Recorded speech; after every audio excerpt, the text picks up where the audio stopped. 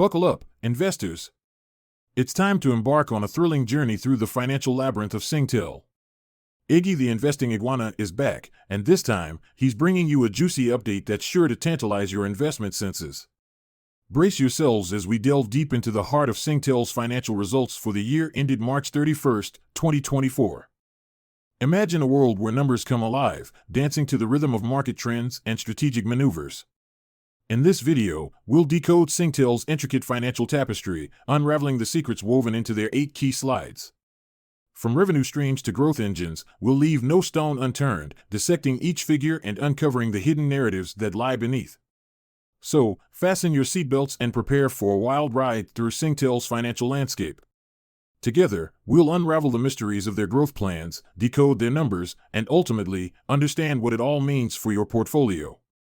Whether you're a seasoned investor or a curious newcomer, this video promises to be an exhilarating adventure that will leave you both informed and entertained. Let the financial odyssey begin. Slide 1. Let's start by looking at how Singtel navigated the macroeconomic challenges. Their mobile business is trending positively, with Opus recovering well from the network outage. This demonstrates the company's resilience in the face of adversity. Additionally, the growth in NCS mitigated declines in their legacy enterprise services in Singapore and Australia. However, the strength of the Singapore dollar impacted profits, compounded by the Naira devaluation. Moving on to the underlying financials, Singtel's NPAT, net profit after tax, rose by an impressive 10%. This increase was driven by strong growth from their regional associates in India and Thailand. Furthermore, their well-proven capital recycling model allowed them to maintain a lower net finance expense despite higher interest rates. Singtel also focused on optimizing their capital expenditure and asset portfolio. They inked a regional network sharing deal with Optus TPG, which should streamline operations. Additionally, they raised 1 billion Singapore dollars from the sale of their 0.8% stake in Airtel, further bolstering their financial position. Overall, Singtel demonstrated a solid performance amidst challenging macroeconomic conditions. Their strategic moves, coupled with robust growth in key markets, position them well for the future. Slide 2. Let's start with the operating revenue, which is projected to be 14.1 billion Singapore dollars, a 3% decrease from the previous year. While a decline in revenue might seem concerning, the stable note suggests that this drop is within expected ranges and not a major cause for alarm. Moving on to EBITDA, which stands for earnings before interest, taxes, depreciation, and amortization, we see a figure of 3.6 billion Singapore dollars, down 2% but again marked as stable. This metric gives us an idea of the company's operating profitability. Now, let's look at EBIT, or earnings before interest and taxes, excluding associates' contribution. This figure is expected to be 1.2 billion Singapore dollars, a 4% increase from the previous year, which is a positive sign. The regional associates PBT, or profit before tax, is projected to be 2.3 billion Singapore dollars, up 3%. This represents Singtel's share of profits from its regional investments, indicating that these investments are performing well. The underlying net profit, which reflects the company's core operating performance, is expected to be 2.3 billion Singapore dollars, a solid 10% increase. However, the net profit, which includes all financial impacts, is forecasted to be 0.8 billion Singapore dollars, a significant 64% decrease. Finally, we have the ROIC, or return on invested capital, which is a measure of how efficiently the company is using its capital to generate profits. The ROIC is expected to increase from 8.3% in the previous year to 9.3% in FY2024, which is a positive trend. Overall, while there are some areas of concern, such as the decline in net profit, the key financials suggest that Singtel is maintaining a relatively stable performance, with positive trends in areas like EBIT, regional associates performance, and ROIC. As always, it's important to consider these figures in the context of the company's overall strategy and market conditions. Slide 3. Let's dive into the key business highlights from Singtel's FY24 outlook. In the Reinvigorate the Core section, we see Singtel pioneering 5G network slicing technology. This allows for more efficient and customized 5G services, which could be a game changer for various industries. The regional network sharing deal with Optus TPG is also noteworthy, potentially enhancing Singtel's market presence and operational efficiency in Asia Pacific. Moving on to capitalize on growth trends, Singtel seems well-positioned to capitalize on emerging digital trends. The strong EBIT growth at NCS, their IT services arm, is a positive sign, as is the collaboration with NVIDIA to develop digital infrastructure solutions. The launch of Paragon, a 5G-powered platform, and the expansion into new markets like Malaysia and Indonesia demonstrate Singtel's adaptability and forward-thinking approach. The Reallocate Capital, Unlock Value section highlights Singtel's efforts to optimize its asset portfolio. The investment in Nexura and the sale of remaining stakes in Airtel Africa and Trustwave could potentially unlock value for shareholders. Overall, these business highlights suggest that Singtel is taking proactive steps to reinvigorate its core business, capitalize on growth opportunities, and reallocate capital efficiently. Slide 4. Iggy here to break down the latest financial report from two major telco players, Optus and Singtel. Let's start with Optus. Their revenue remained stable year-on-year at $8.062 billion Australian dollars. Not too shabby. This was driven by growth in their mobile services, which offset any weakness in enterprise fixed services. Their mobile segment regained momentum with strong customer growth and higher postpaid ARPU despite the outage issues. Cost optimization efforts helped mitigate higher content and energy costs, keeping their EBIT at $288 million Australian dollars, just a 0.5% increase from last year. Now over to Singtel. Their revenue dipped 2% to 3.891 billion Singapore dollar due to declines in legacy and ICT services. However, roaming growth and mobile services helped offset some of this drop. Integration of consumer and enterprise operations is on track, with cost savings expected to ramp up next financial year. But higher investments in network resiliency and cybersecurity led to a 5% fall in EBIT to 838 million Singapore dollars. Overall, both telcos faced headwinds but maintained profitability through different strategies. Optus leveraged their mobile segment while Singtel is transforming through integration.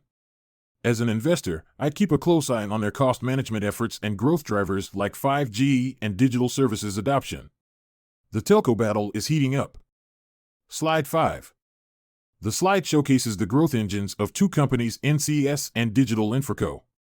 It provides key financial metrics like revenue, EBIT, earnings before interest and taxes, and their year-over-year growth rates. For NCS, the revenue stands at 2,835 million Singapore dollars with a 4% year-over-year growth, indicating steady performance. The EBIT of 183 million Singapore dollars with a 31% year-over-year growth is impressive, suggesting strong profitability and cost control, although Q4 was impacted by a project loss. Digital Infraco's revenue of 413 million Singapore dollars grew 8% year-over-year, driven mainly by Nexura's price uplifts and higher utilities revenue from existing capacity. However, the EBIT of 72 million Singapore dollars declined 1% year-over-year, which could be a concern if the trend continues. Overall, NCS appears to be a well-managed company with robust revenue growth and impressive EBIT expansion. Digital Infraco's solid revenue growth is encouraging, but the slight EBIT decline warrants further analysis to understand the underlying reasons and future prospects. Slide 6. Singtel has a net debt of 7.8 billion Singapore dollars, which has actually decreased compared to the previous quarter. This is a positive sign, indicating the company is effectively managing its debt levels.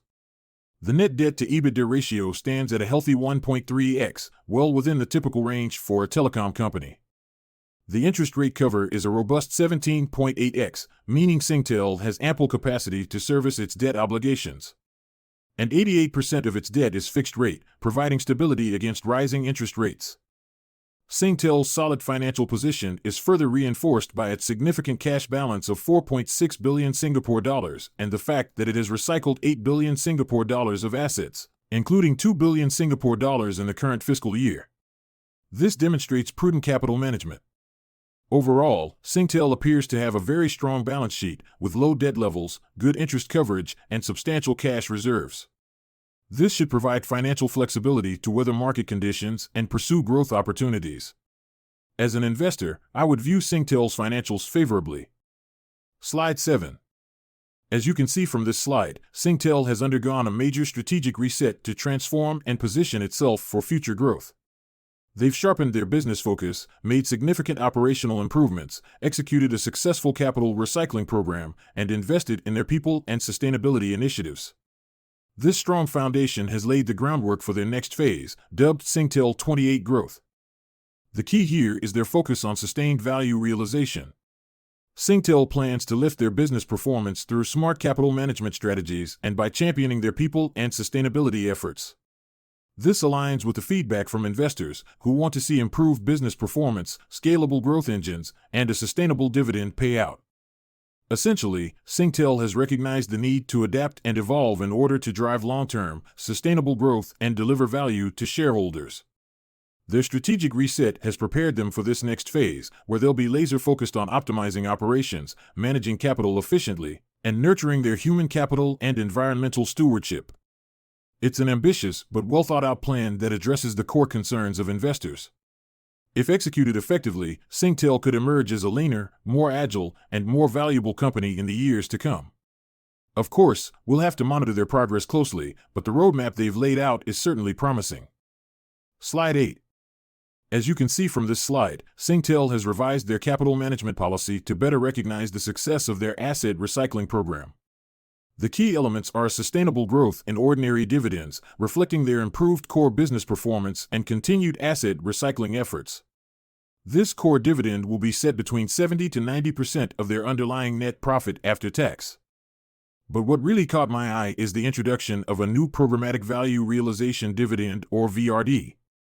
This is a dividend of 3 to 6 cents per share annually, funded from Singtel's current excess capital as well as future excess capital generated from their identified $5 to $6 billion asset recycling pipeline.